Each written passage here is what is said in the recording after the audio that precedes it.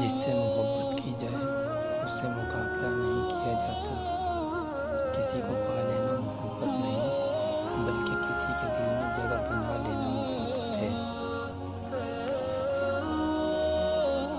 अगर तुम उस वक्त मुस्कुरा सकते हो जिस वक्त तुम पूरी तरह टूट चुके हो, तो यकीन जानो दुनिया में तुम्हें कोई नहीं तोड़ सकता।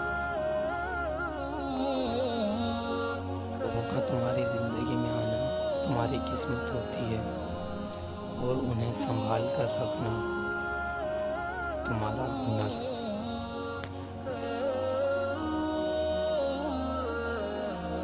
दोस्त के साथ उस नमक की तरह रहो जो खाने में दिखाई तो नहीं देता, लेकिन अगर ना हो तो उसकी कमी बहुत महसूस होती है। जिसे तकदीर पर यकीन होता है वो अपने ऊपर नाजिल होने वाली मुसीबतों से नहीं घबराता।